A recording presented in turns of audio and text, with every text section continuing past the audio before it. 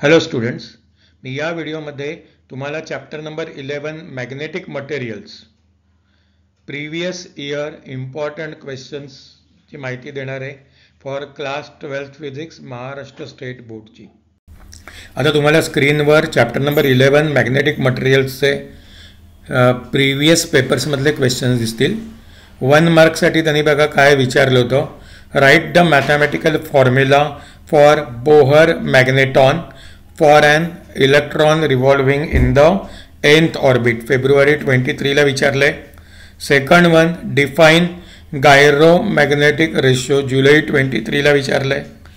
2 मार्कासाठी त्यांनी आपल्याला विचारलं आहे state the formula for magnetic exponential energy of a dipole and hence obtain the minimum and maximum magnetic potential energy जुलै 22 ला.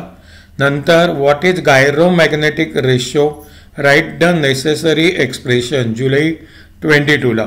आता बघा ह्या 2 मार्काला विचारलं आहे. आता 3 आणि 4 मार्काच्या क्वेश्चनमध्ये सुद्धा परत हा क्वेश्चन कुठे ना कुठेतरी रिपीट झालेला दिसेल.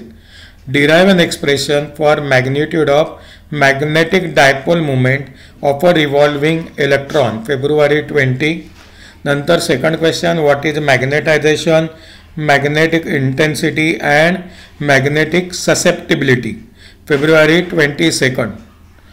सी ह्या तिन्ही डेफिनेशन्स आहेत आणि तिन्ही डेफिनेशन ॲट अ टाईम विचारामुळे 3 मार्काचा क्वेश्चन झाला आहे. That is very very important. So असं काही नाही आहे की डेफिनेशन फक्त 1 मार्कलाच येईल. तर 2-3 डेफिनेशन कंबाईन करून 3 मार्काचा पण क्वेश्चन बनू शकतो याचा अर्थ. नंतर derive an expression for orbital magnetic movement of an electron revolving around the nucleus in an atom. State the formula for the Bohr magneton जुलै 22. 3 मार्कासाठी विचारला गेलेला प्रश्न आहे. म्हणजे derive an expression for orbital magnetic movement of an electron revolving around the nucleus in an atom हे 2 मार्काला आणि Bohr मॅग्नेटॉनचा जो फॉर्म्युला आहे तो लिहायचा 1 मार्क असं 3 मार्कासाठी विचारले. नंतर define and state the unit and dimension of magnetisation आणि मॅग्नेटिक ससेप्टिबिलिटी.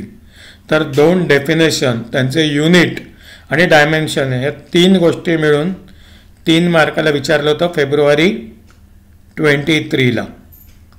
म्हणजे इथे डेफिनेशन्स किती इम्पॉर्टंट आहेत, डायमेन्शन्स युनिट किती इम्पॉर्टंट आहे ते तुमच्या लक्षात आलं असेल. Obtain an expression for orbital magnetic movement of an electron revolving around the nucleus in an atom जुलै 23. तर अशा प्रकारचे क्वेश्चन्स आपल्याला एक्झाममध्ये विचारले जाऊ शकतात. नॉट नेसेसरी की हेच क्वेश्चन रिपीट होतील एक्झामला, पण या टाईपचे क्वेश्चन येतात. याच्याशिवाय अजून काही डेफिनेशन्स वगैरे ज्या चॅप्टरमध्ये आहेत त्या तुम्हाला प्रिपेअर कराव्या लागतील.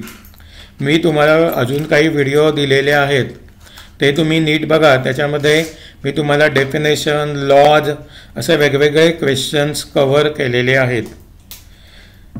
अजूनही तुम्हाला न्यूमरिकलसुद्धा या चॅप्टरमधनं विचारले जाऊ शकतात. तर हा व्हिडिओ जर आवडला असेल तर हा मित्रांबरोबर शेअर करायला विसरू नका. And do not forget to subscribe the channel for more such videos over here. Thanks for watching.